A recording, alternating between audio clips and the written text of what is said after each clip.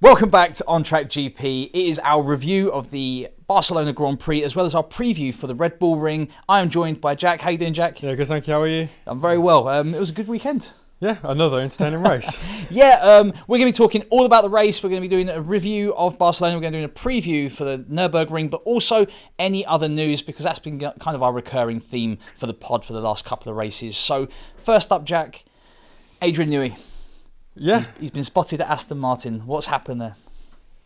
Well, I mean, Aston Martin are carrying on their tradition of just stealing who they can from You Red gotta Bull. love it. Yeah. Was it Dan Fallows? Yeah. For the first one? Dan Fallows, and then reuniting with Adrian Newey is going to be huge if that's the case. Do you think Aston Martin have something up their sleeve? Is that what is attracting Adrian Newey?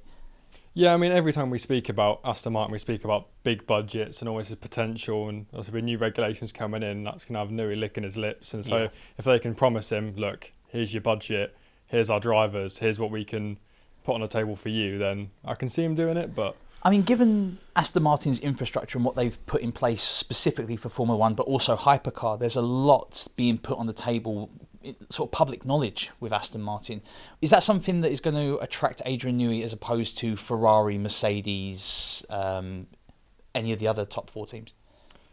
yeah, I think so. I think he's someone, if you look at his track record, he likes a project. I think if you just say, oh, look, Ferrari, come and do this, you might want the project, but I mean, then look at it the other way. Who turns down Ferrari? I mean, Lewis Hamilton has jumped ship to Ferrari. The argument is he's because 65. Does he want to go to Italy?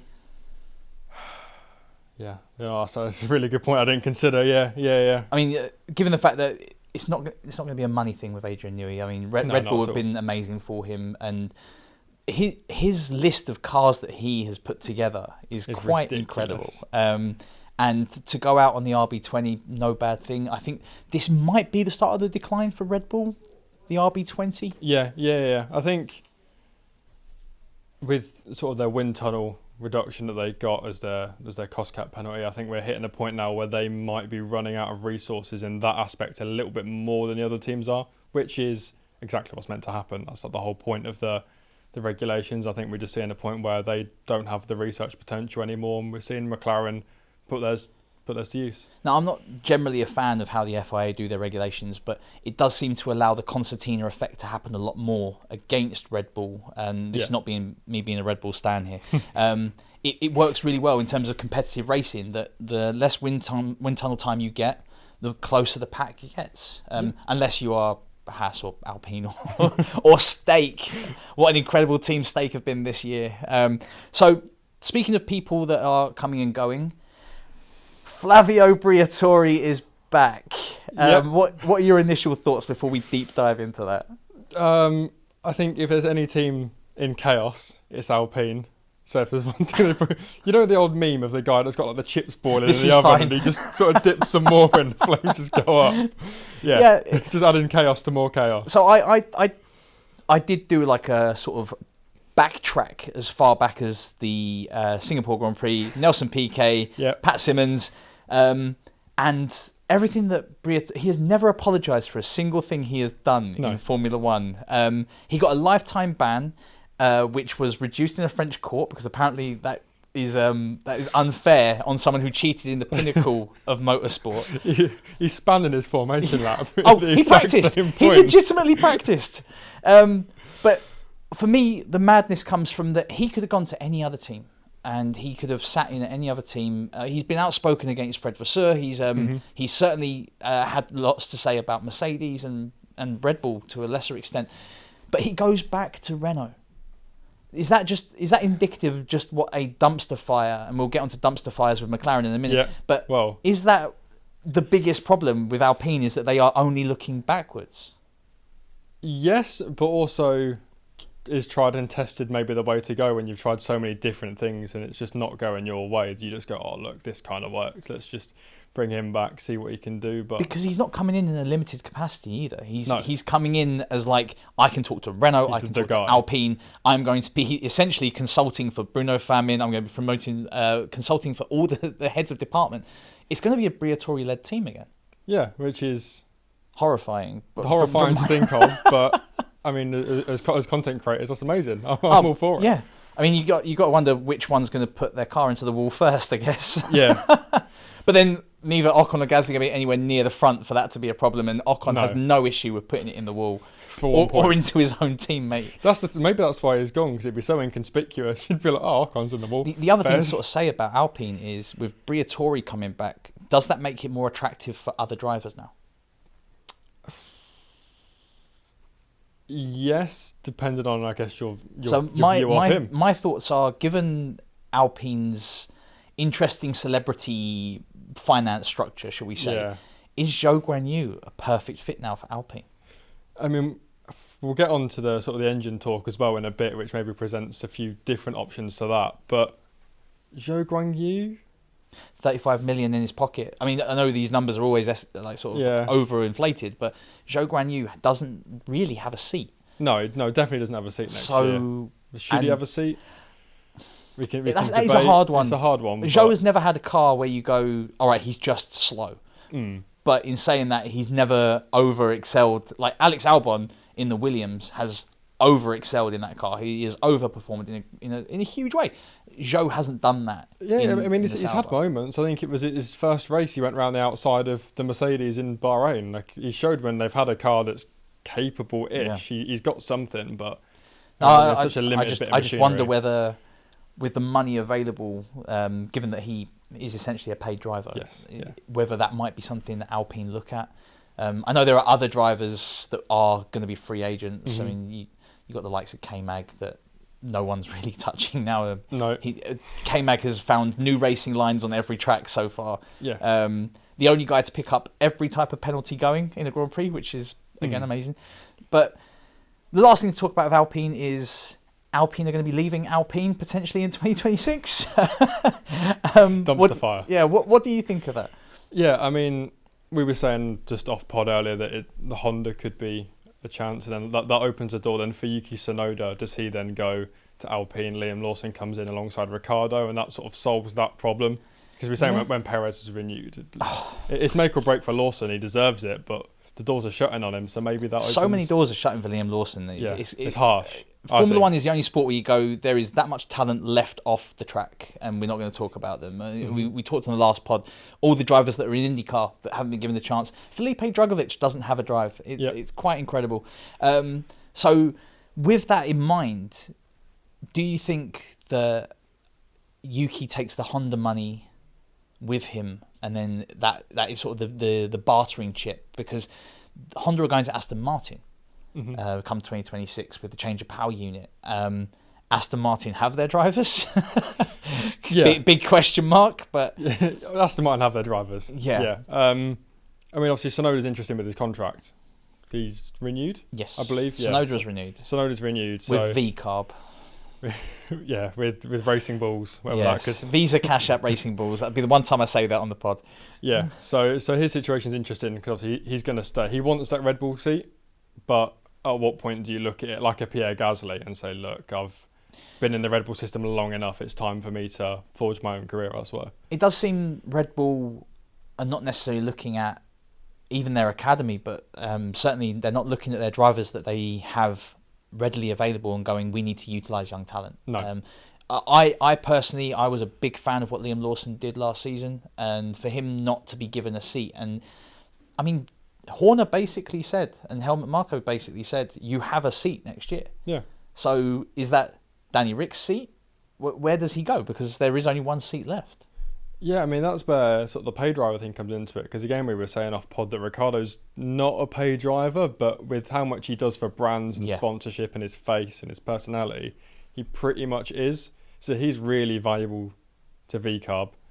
And then Tsunoda without the Honda links becomes less valuable, but is renewed. So it's an interesting thing. But Red Bull have got one of the best academies in Formula One, and they don't want to use it. They're sticking the with only Perez. reason they're not statistically the most successful is because they produce so many drivers. So many drivers, yeah. I mean, you got to look at the grid. Even like your Carlos Sainz's, people seem to forget that he also came through that system. And it's insane to think that Red Bull have passed on Carlos Sainz. Yeah, which is... I mean, you can theorise as to why Perez is renewed. I think finances come into it. I mean, I've read something that sort of the money that he brings in for South America can pretty much subsidise most of Verstappen's contract. That is the argument. And if Max... It's kind of looking like Max will win it for himself this season. Mm-hmm. We will get onto the Barcelona Grand Prix, I promise. Based on this weekend alone, that has shown enough that he can do it, regardless of not being in the fastest car. But there's 2 championships. Yeah, exactly that. But it's the constructors, and are Red Bull concerned that they won't get another constructors championship? Would be the other thing. Yeah. Moving away from Red Bull, Mercedes, conspiracies are flying. And George Russell getting a lot of hate on the socials. Not that he saw any of it, because obviously he gets it. He was very open about the fact, I don't do my socials. I don't even talk about my socials. I've never seen any of it. But Hamilton was very quick to jump to George Russell's defence. Are there any conspiracies at Mercedes? I think so. Yeah. You do? Yeah, I mean, I don't think it's to the extent that, this email, I'm not believing this email, but I mean, when a driver's leaving and they're going to go to a rival, you are going to keep things secret. I mean, I wouldn't even be surprised if there's something in Hamilton's contract saying that you are excluded from these specific meetings. Like a no competition clause, that sort of thing. Yeah. Like, I'm sure there's certain meetings, certain simulator sessions that are focusing on 2026, and they've just said, look, you're not going to be a part of this chat, you're not CC'd on the emails that anymore. stuff is understandable. I think it's more the stuff this year. I know there was some confusion in terms of the front wing situation a couple of Grand Prix ago, where George got the front wing, but it actually turned out that Lewis turned it down. But there is a differing strategy throughout for Mercedes now. I personally don't think it's any sort of conspiracy. I think Toto's too straight edge for that, to be perfectly honest. But I do think you're right. The focus has to be that George will be the overriding focus come 2026, regardless of who is partnering him, whether that's Carlos Sainz, whether that's Antonelli. I think there's an even bet as to who that driver is. Valtteri Bottas, outside bet. Yeah. So, do you think there's anything in the emails or the conspiracies? Not in sort of the specifics that were coming out, where they were saying, he gets favourable this, favourable data, favourable strategies. I don't think that's the case. I mean, you only got to look at this weekend. He definitely didn't get the favourable strategy. To be frank, even if you put Hamilton on the worst strategy, he's still more than a good enough driver to get up there anyway. So I don't really see it's not like you can sabotage him and say, no, we're not going to give you this, you're going to finish P10. He's still going to get up there. So what's the point? Yeah, with the way the Mercedes have performed this year and the way the car has definitely, the W15 has looked better. It has looked stronger. I think personally it's a case of we are now finally getting the proof to that argument that Lewis Hamilton is a great driver. It's not just the fact, it's not just the car. And for those 7 years of pure Hamilton dominance, or 6 years, you sort of go, well, yeah, but George Russell was in his car for a race and he basically walked it up until there was a tyre issue. So it could have just been the car. Now we're seeing Hamilton can drive. He had fantastic overtakes in the Grand Prix.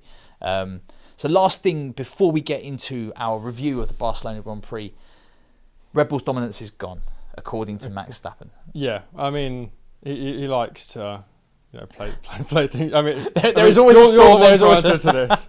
You're the one to answer to his crimes of everywhere the tyres are gone. The tyres are gone. The car doesn't ride right. Yeah, the car's go slipping everywhere. But I'm going to put in a lap time that's half a second faster than everyone else, but the car's rubbish. Yeah, it comes out after Q3 being like, I'm surprised I got pole by like half a second because I didn't think I was that good. The car didn't feel great. That's not brilliant. But he did a test the other week, didn't he, in the 2020 in the RB18 2022 car? Yeah, the 18. Yeah. Yes. That, from my understanding, because they said it was a secret test, and then they have to inform every team. Exactly. And the FIA. I think that's to essentially find out where the biggest holes are between the 18 and the 20. Yeah. And like the 18 was so dominant, and even the 19. You sort of have to go, right, what has gone wrong? Where have the upgrades not worked? Yeah, because I think when he's speaking about the ride quite a lot about it being a problem, he's sort of going on, I remember the old car being really good. So if you can actually get in it and be like, oh no, this is what it felt like. This is the actual gap. Yeah. And then, maybe I was being a bit too reminiscent of how good the old car was. That's fair. I mean, from my perspective, I think it's a case of we've finally seen a concertina of all the teams, and we've started to see the rules come into effect. Ironically, with only 1 year left to use them. But it is producing great racing. And on that note, a great race this weekend from my perspective. What do you think of the Grand Prix overall? Yeah, I mean, I was sat watching it thinking, Verstappen might get a nice little lead into, because you know how long the stretch is to turn one. I was like, Norris might hold off, but Verstappen's likely to do him around the outside. And then Russell just comes Yep. flying out of nowhere, leads a lap, and then... Within the first lap, first corner, Russell does the overtake of the race. Yep. It was Alex Albon for me in Canada, but yeah, that was a fantastic... I think he forgot where the braking point was. He just went for it. He's on the racing line. It shows how good the toe is into that corner.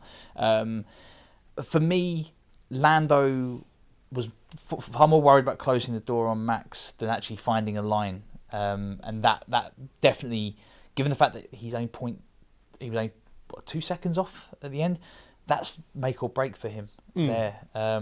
But with DRS being as powerful as it was, and also we had 3 changes of leader from lap 1 to lap 3, that was big in terms of the fact that he should have been leading into the first corner. Yeah, and I think that was sort of the approach of the whole race that we saw from Lando that we'll get into. That it was very narrow-minded of, I don't care about the 18 other drivers. I want to beat Max. If I can hold him off, I win the race. And then, I mean, we saw that with the strategy calls, which we'll get into. We'll get into that in a minute. Yeah, it's been indicative of Barcelona. There's the saying, "Fast in Spain, fast all season."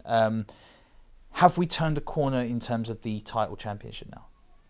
Yeah, I mean, I'm still making it very clear favourites in drivers for Verstappen, but it's nice that he's getting pushed. It takes a DNF. Yeah, it takes a DNF and a messed up. Australia, he would have walked it, I think, and it took his brake pads just deciding we're not braking. Yeah, but I think at least a 2-way, if not a 3-way. I would love it to be Verstappen, Norris, Leclerc as a 3-way title challenge. I said last week the only problem with Lando taking more points is that the gap to Verstappen gets bigger because he's taking them off Leclerc, and they start fighting for each other, and then and Max keeps increasing that gap. So let's look a little bit more. We said that it was going to be a hot weekend, even though Sky F1 decided to tell us about the weather every 13 laps, which was amazing. You know something's gone wrong when Sky F1 have gone, is it going to rain? Like, we need some rain. There's a black cloud over there. First few laps. Let's actually go back to P1, P2, P3. Lando showed his pace throughout. Yes. But as is indicative of pretty much every Grand Prix so far, are Red Bull just sandbagging their practices?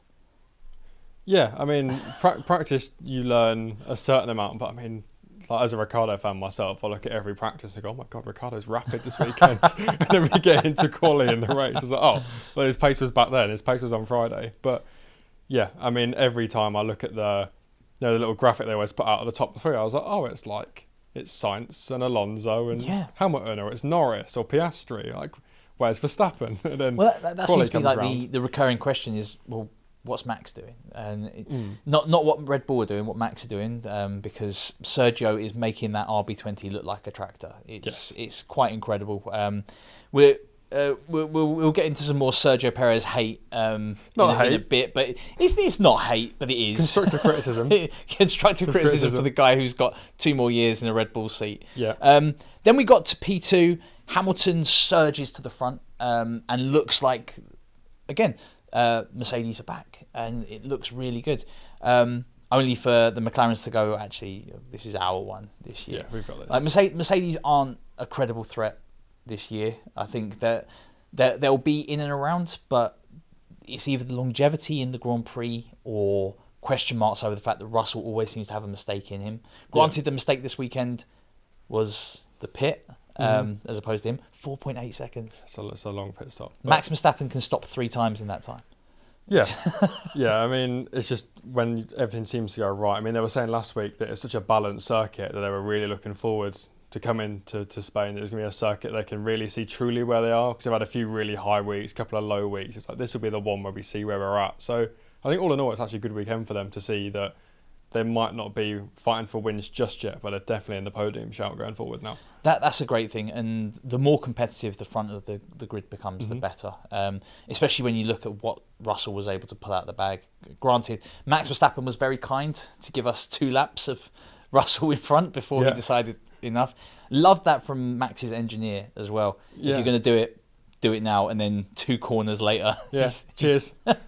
took it really literally. Yeah. Like, oh, what, this corner? Right now. Yeah. So, qualifying. Was that expected for you?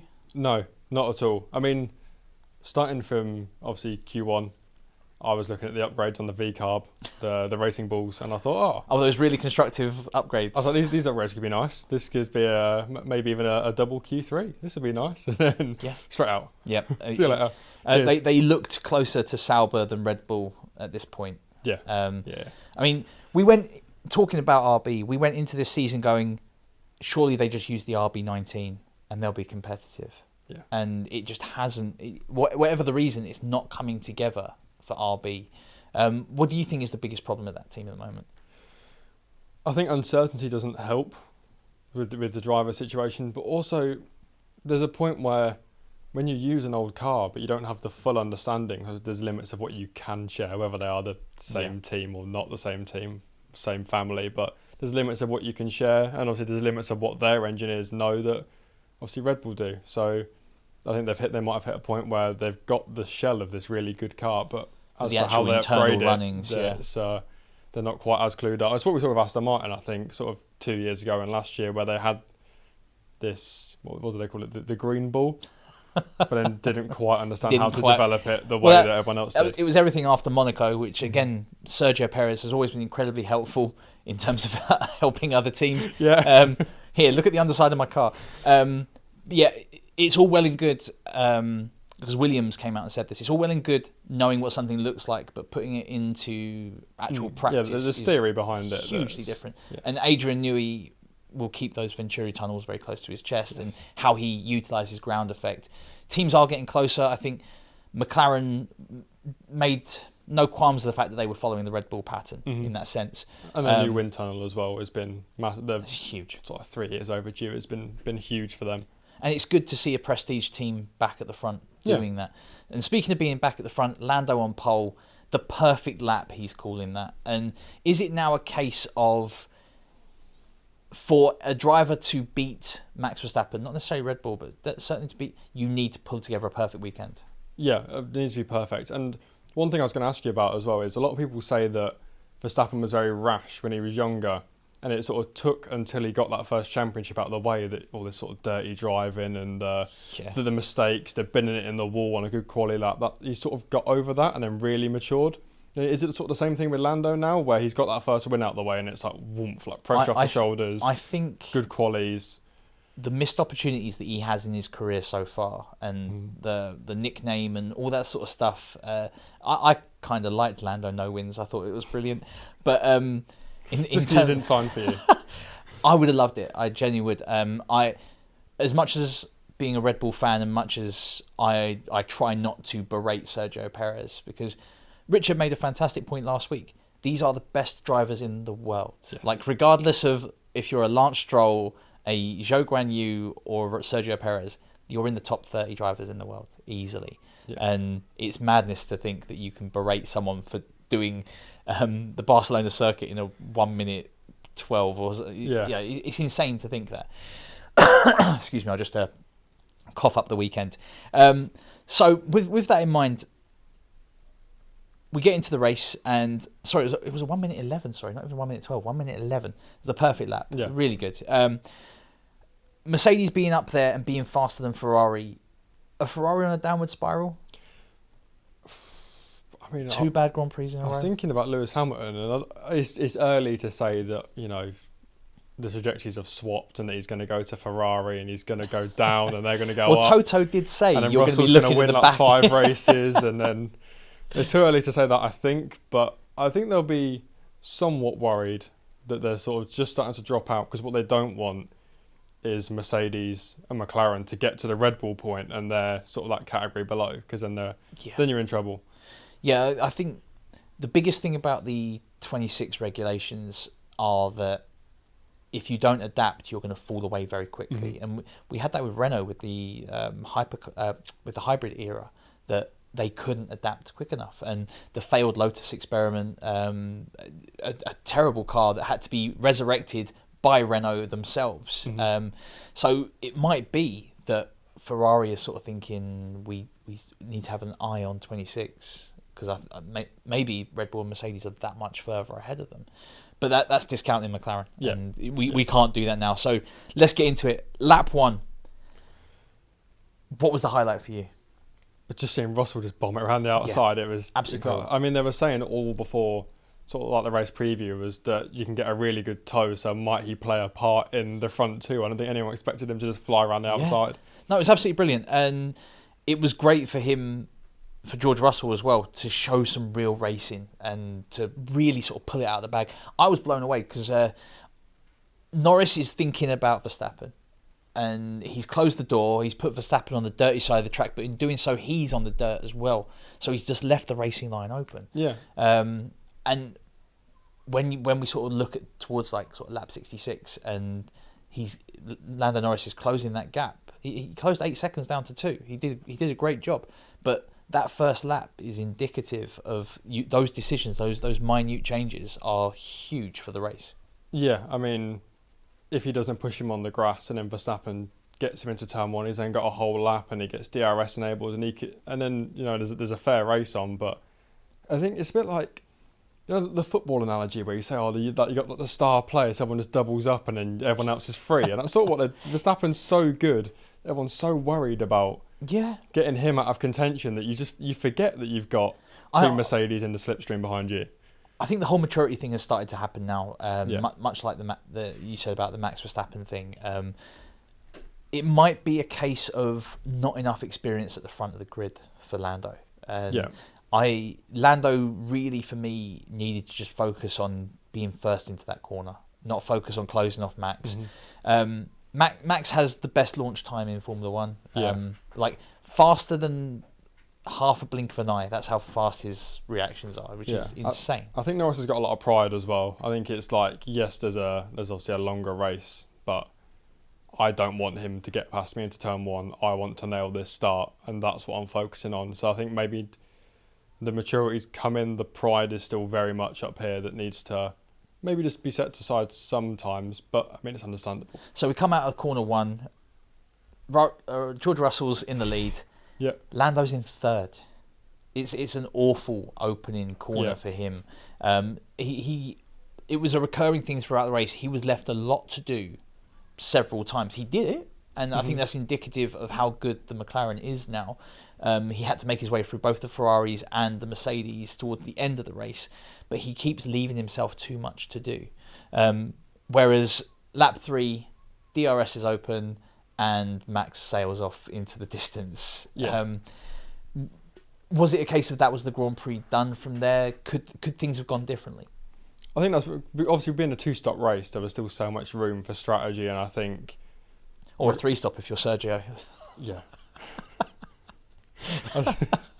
I think McLaren for me were kind of caught in two minds. There were, do we cover off? Was it Russell or Hamilton? Box first. He was going to try and cover off Russell. Yeah, it was cover off Russell or extends to get the tyre advantage, or go for the 1-stop. And I think they just sort of sat there like, and then obviously Norris came on the radio and said, "Let me focus on Verstappen, try and get as close as possible." And well, the undercut was so powerful at Barcelona that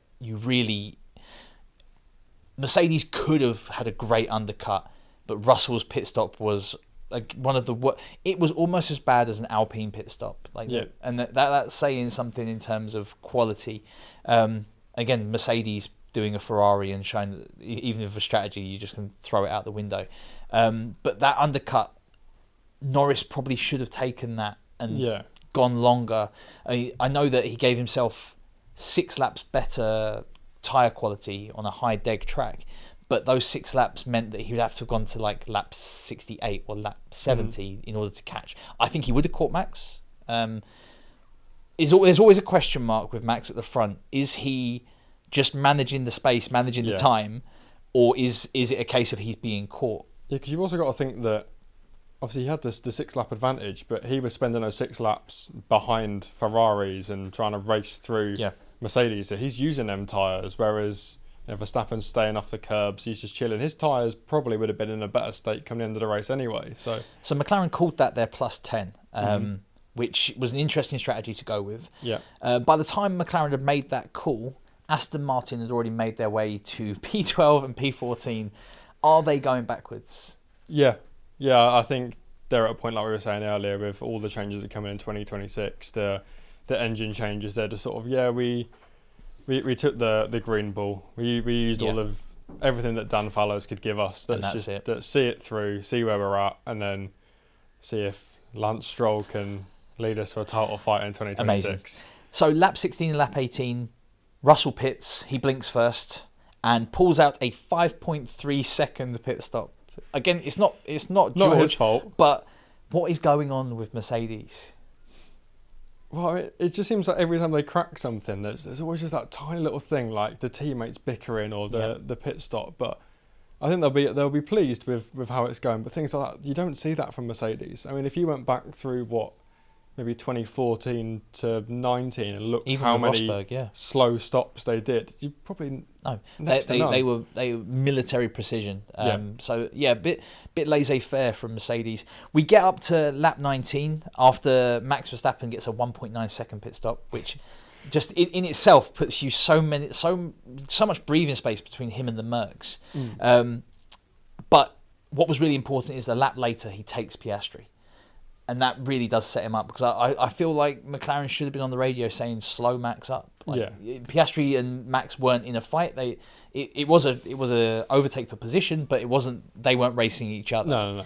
No. Could Piastri have done more? Yeah, I think that's one of them ones where the McLaren drivers clearly get on really well. He understood he wasn't in the same fight that Lando was in, so maybe you just take one for the team, slow him up. But I mean, everyone's racing for their own pride. Everyone's got a point to prove. I bring this up about Sergio quite a lot. Like, Sergio did that job so well of slowing the competitors down and giving Max that advantage. Is Oscar too fresh, too green to have been asked to do that? Yeah, and I also think Sergio understands his role within Red Bull. That his job is, if you're told to swap places, if you're told to do this, you are the number 2 driver. Right, I think Piastri he's got to be so keen to prove that, like, I can win races. Like, I can be the guy. Like, it's not Lando and his sidekick. It's Norris and Piastri. Yeah. So I think if you do it once and you hit a point of, he owes me a favour, are they going to ask Norris to do the same? Maybe not. So that's what's hurting Alpine at the moment, is asking each driver to do one or the other, and it potentially cost them in Canada. So I think you're right. It might be a case of they're just not asking that of their drivers. Yeah, same you see with Ferrari as well. How many times do we hear them on the radio saying, "I'm faster, let me through," and they're like, "You can fight if you want, just keep it clean." Just keep it clean. And they don't. They touched again this weekend. I don't think Carlos Sainz has anything to lose by driving against Leclerc for the rest of the season. He has to put himself in the shop window, and he has to look the best proposition he can, especially given the fact that Red Bull are not a proposition for him. McLaren aren't a proposition, and Aston Martin aren't a proposition. That only leaves an outside chance at Merc and potentially Williams. Yeah. Because he's not... where else is he going to go? It's probably one of the harshest sort of sackings, but I mean, it's probably the only driver is Lewis Hamilton or maybe Verstappen that you can say, look, you're great, but it is up there with Perez not having a seat when Force India let him go. That it is up there in terms of talent being left on the sidelines. I'm with Richard on this. I think there's an outside chance of him ending up at Merc. And I hope so. A Russell Sainz combination is as good as a Leclerc-Hamilton. So what's your thought? Are you saying Sainz to Mercedes, give Antonelli a year at Williams, and in 2026 new race? Do the Russell thing. Or are you saying... No, I'm literally saying definitely... And not give him a year at Mercedes to get used to the team and then do to 26. No, 100%. Don't throw him in at Mercedes. Yeah. Because you really do run the risk of doing a De Vries or an E-Day or whatever. Yeah. What you do is you blood him in Williams and you let him follow Albon. Because Albon's going to keep himself in the shop window. It's incredible that Albon is signed for so many years now to Williams, so they must have something. James Vowles must have said, we're going to be hugely competitive in 26. And that would be great for having McLaren and Williams, 2 prestige teams with so much pedigree. Back towards the front. Back to the front. It'd be brilliant. James Vowles has just got this thing that when you listen to him speak, he just convinces you. He has a way of making Formula One like the most iconic thing. Yeah, but they could finish P19 and 20, bin both the cars in the wall with like a mechanical failure, and I'd listen to him speak, and I'd be like, no, that wasn't that bad actually. Just the way he comes across, he really sells it to everyone. He was one of the few launches where I sat and went, he believes this. Yeah. Like you watched like Sauber. I'm not going to call them anything else. You watched Sauber and you watched Racing Bulls, Toro Rosso, and you watched all these launches.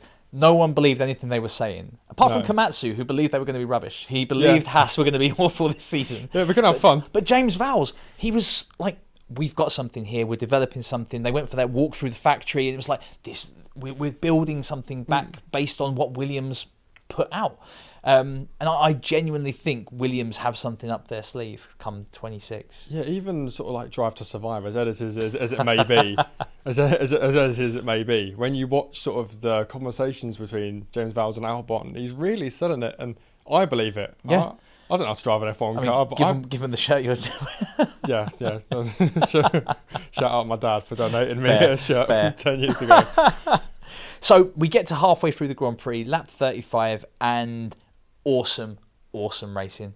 We've got Russell going deep into the chicane. We've got Norris coming up, and they go for 3 corners in a row, wheel-to-wheel racing. Is this what the whole hybrid era was aimed at? Is this what we should have been seeing at every Grand Prix? Yeah, this is exactly what we were told. The cars can follow closer. They're going to be much better racing, and it was nice to see the 2 F2 grads, like the 2 mates, come through and battle. And when I saw Russell trying to defend a position to Norris, I thought this could end really badly for one, if not both of them. But it was so good to go around the inside, taking a position back, and then Norris didn't give it up and came back through.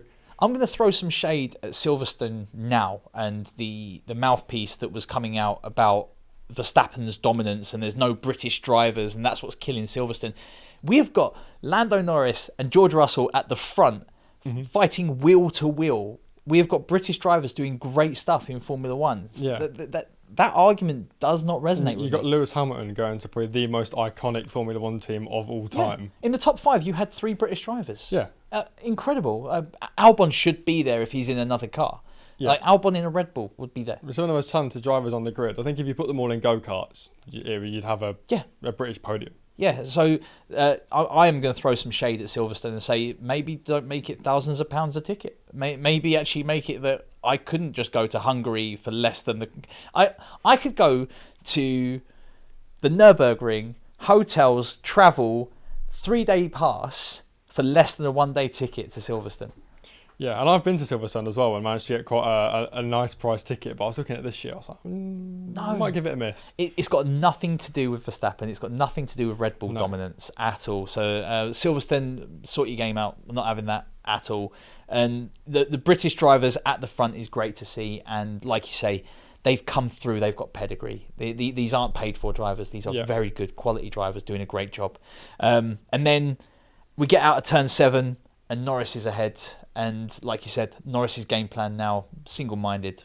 Yeah, go get Max. I'm chasing him down, and like you were saying earlier, I was seeing the time come down, and I was like 8.2 seconds. I was like, Verstappen saving his 35. tyres. He's saving his tyres. Don't get too ahead of yourself. Verstappen saving his tyres, and it got to 2, and I was like, hold on. Well, with that in mind, it's just been announced earlier this morning. Max is taking his 4th power unit for the Red Bull Ring, which means he's done for power units. So we're going to be 11 races in with 13 races to go, and he doesn't have another power unit. Is that how confident Red Bull are that he was just managing the time, he was just managing his tyres? Do you think that was the case? I think so, but to take your 4th so early it's huge. And I mean, I'm looking at the tracks to come of where would you want to take a grid penalty, and there's not. Well, that's the question, isn't it? There aren't any like give me tracks that you can go to. No. I mean, do you take it at Suzuka, for example? Possibly. Knowing that you're high, given their rear wing situation and going high speed, high to medium rake as well, do you gamble on the fact that you're going to take a 3 or 5 grid slot drop, knowing that you can pick up 5 spots in 20 laps? And then you're assuming the Red Bull's going to be reliable for the rest of the season. You're not going to have another enforced change. Yeah, it's a big gamble. Because, I mean, if you have to take that like a Singapore, you're in trouble. Yeah, and yeah, it's a weird one for me. I was quite baffled by it. They must have seen that there was something wrong, and they've had to do it. But it might be overconfidence. But we'll get to the point situation. Lap 41. Lando is 8.2 seconds behind Max with 25 laps to go. Yeah. Managing the pace or not, that for this McLaren seems like it's more than achievable now. Yeah, I mean, that's when he needs his engineer to come up with a really iconic line. That's when we need like a hammer time or like it's now or never, Lando. Are we saying Lando needs a Bono? Is that? Yeah. What would you say to him if you were his race engineer? I like go get Max. There's got to be something more iconic than that. You need like Lando. You know what to do. It's going to fall into Star Wars references, isn't it? Yeah. I think George Russell thought he had the fastest lap tied up as well, which is weird because he pulled off the fastest lap of the race being chased by Lando. And they had a tit for tat, and the fastest lap of the race was at that point. Yeah. And then I think, again, it's testament to quality of the drivers. Yeah. And Lewis is just relaxing in P4, not worried about anything at that point. Yeah. We get absolutely nothing happening from P12 down because, as Richard said, DRS chains. Isn't it going to be great in 2026 when we don't have DRS anymore? Yeah, I mean, they'll still find the way. They'll bunched up behind each other. You know they will. But yeah, I mean, it just hit a point where no one could get past each other. I think Tsunoda got like a 5-second penalty when he was running last, and then as a Ricardo fan, I was really happy about. Yuki Tsunoda managed really to get bitter. a speeding in the pit lane penalty when he was 20th. Yeah, absolutely incredible. Every second counts. Well, clearly, yeah. So we get now to lap 48, and it's down to 3.6 seconds. Lando is chomping at the bit. I started to believe it was Lando's personally. I thought it was at that point where it was like he can pull this off. But we'll keep coming back to this. Is it a case of quietly Red Bull going, he can rein this in as long as we keep him at 1.2 seconds, it doesn't matter? Yeah, I'd assume Max was sort of storing a bit more battery, and it was like, if he does get into DRS range near the last lap, we've got enough in the tank that we can just fly off and then we can see it through. I don't think they ever would have been massively worried, but the fact that he is closing it down, the same as a couple of races ago, was it Imola when he was chasing down the last lap, literally got him to the last lap. That would have been great. Yeah, so the fact that he's done that twice now is showing that safety car or no safety car, whichever way it swings, Norris can get there. And Barcelona, for the second year in a row, everyone finishes, no safety car, no yellow flags. Absolutely fantastic, which I do love to see. And the fact that you've got so many well, you love to see it because you're in the lead. I'm sure if you were second, you'd love the safety car. I think a safety car does change things. Given that we had three stop and 2-stop strategies running this weekend, a safety car puts Norris right in with a chance. Especially with most of the main contenders saving a set of softs for the end, we could have seen a lot. Well, that was huge because Max Lando is on push 10 and he's gonna go after, and he's closing, but they both stop, and Max goes on to softs. Yeah. How heartbreaking is that for Lando? That Max has still got a fresh pair of soft tyres ready to go for the last 10-15 laps. Yeah, and it's one of them ones where you go back to their strategy and you say, well, if you knew we had a fresh set, but you still went for your +6, but you knew we had a fresh set, you're not gaining as much of an advantage as maybe you think you are. So it seems to me, that's why I look back and think, were you a bit sort of narrow-minded as to let's get Max with this strategy and didn't think about the bigger picture? With Max, he went on to Strat 10, which was obviously to cover off Lando. Yeah. So +10 and Strat 10. Strat 10 seems to be slightly better. But behind them, we had some interesting stuff with Lewis and George. Did George just not have enough left in it to hold off Lewis? What do you think happened? No, well, they've been bickering all weekend, haven't they? Was it in quali that he came on the radio? I was like, why are you sending Lewis out at the same time as me? What the F was Lewis doing was the exact quote. Yeah. I wouldn't be surprised if that was what he said and he didn't actually swear. That's such a Russell thing to go, what the flip? What the flip, yeah. But yeah, bickering all weekend again, and then obviously Hamilton comes out and publicly backs him, and then does him in the race. So yeah, I mean, it was a good was overtake. nice. I don't think Russell had enough left in the tank. I don't think with the high tyre deck, it wasn't going to be a case of he could hold him off. And Hamilton is that experienced. And Red Bull fan or not, it is great to see Lewis Hamilton on the podium. Yeah, I'm not the biggest fan of Hamilton at all, but it was one of them ones where it's been so long since I've seen him rightfully happy, because it's not like he's sitting there moaning, being like, oh, the car's so bad, I deserve to be better, and he doesn't, because he does deserve the car. He's a driver that deserves one of the best cars on the grid. So when you see him get that success and how much it genuinely meant to him to be back on the podium was nice. So speaking of drivers that deserve things, I'm absolutely not. I'm a bit of a Nico Hulkenberg fan. I've loved the Hulk. I think he's great. For the 4th race in a row, he finishes 11th. That must be some kind of record. What does Nico have to do to either get a better car or to get in the points? He needs K-Mag to go back to the... He needs K-Mag in 10th to get... he needs K-Mag to not pit, get himself into like P3, and then just hold everyone up, drive off the track, black and white flag, black flag, and then... Yeah, I was gutted for Nico. Again, there's something about that Haas. I mean, it chomps through its tyres still, and it's gutting to see, again, a quality driver. I think he'll do great things at Audi, and this might be the point. Yeah, the German driver as well. It makes sense. Yeah, I mean, him and Vettel maybe. Oh, please. I'm only kidding though. As much as Seb can't let go of Formula One, there's no chance of that. Seb and Mick together for a year, please. Mick Schumacher. Anyone that can make that happen. Mick Schumacher back to Formula One, I'm all for. He's a known proposition, and you know what? Hulkenberg and Schumacher, all German lineup, German car. Yeah. Be great. I mean, Haas is an interesting one, because I've been listening to a lot of sort of what Gunther Steiner's been saying on various... You got to love Gunther Steiner. I love him, but he's sort of taking credit for it, and I think rightfully so, where he's saying, like, we knew we were developing this car. We always knew the first year would be bad, and then we get better. So he's like, we knew we'd be here, but obviously chose to move on. They chose to get rid of him, brought someone else in, but... how much credit do you think he deserves for where they're at? Steiner turned that team around. Yes. And I think if he wasn't quite as outspoken as he is, and maybe he wasn't such a big focus in like Drive to Survive, I think Haas would have been all right. But when Komatsu's sitting on the sidelines ready to go, and you've got someone who is a little less edgy, shall we say, you kind of have to pull the trigger on that one. Is he the first ever paid team principal? I don't know. The first ever person that offers so much in marketing that you have to have them as part of the team. Steiner's doing so much for German F1 now. It's quite incredible.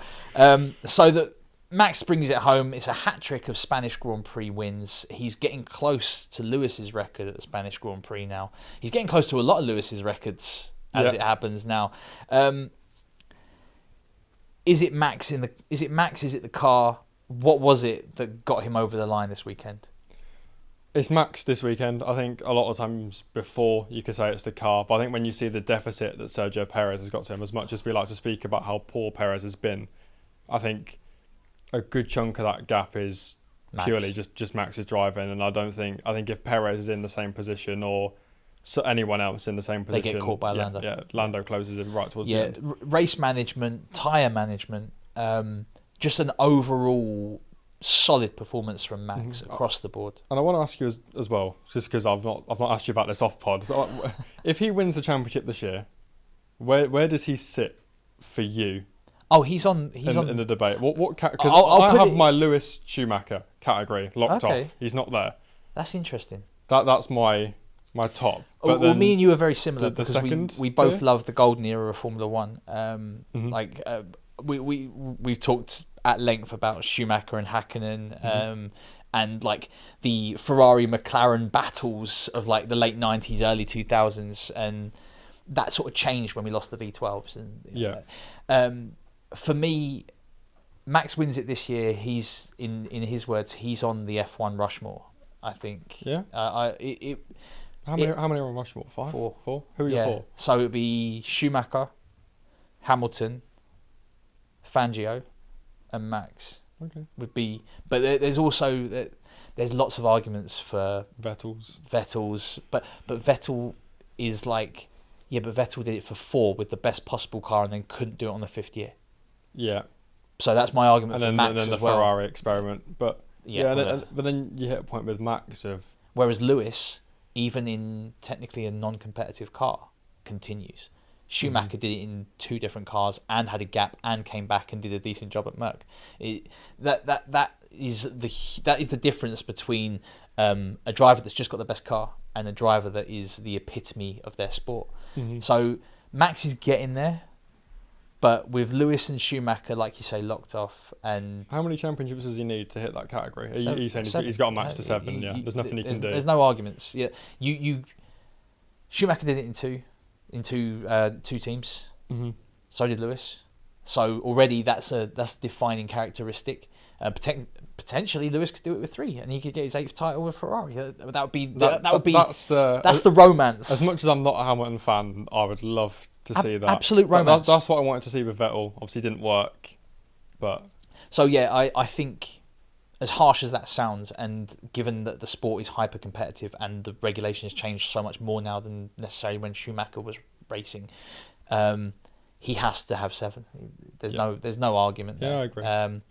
But in saying that, I just put Fangio on my Rushmore. So, but then when you look at Fangio, Hill, Clark, that's a completely different thing altogether. You kind of my argument with Senna is that Senna,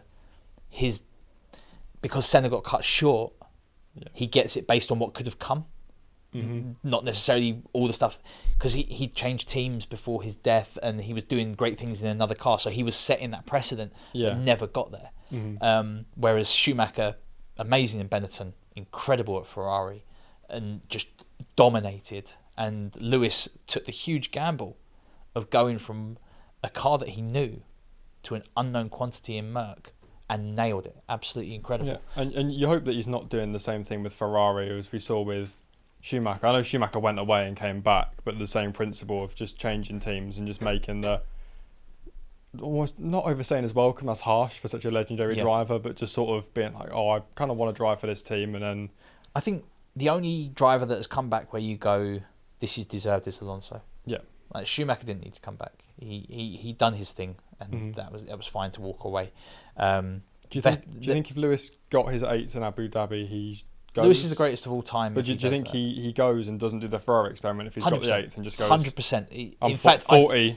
In fact, I think, given the fact that Rosberg did the mic drop of winning 1 and walking away, I think Lewis comes out on top in Abu Dhabi.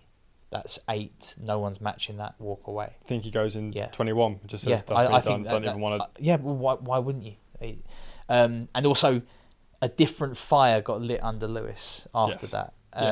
As much as I'm outspoken about the fact that I'm not a huge Lewis fan, like, it changed Lewis as a driver, it changed Lewis as a person, and that is huge. But if he gets his 8th 3 years ago, then he walks away. Undisputed mic drop. That's all the of biggest part, undisputed, because it would be 8 to Max's 0 and to Schumacher's 7. Yeah, and that's completely different. Whereas now Max is creeping up on 4, which is over half of what Lewis has got, and everything's up in the air with rule changes. Yep.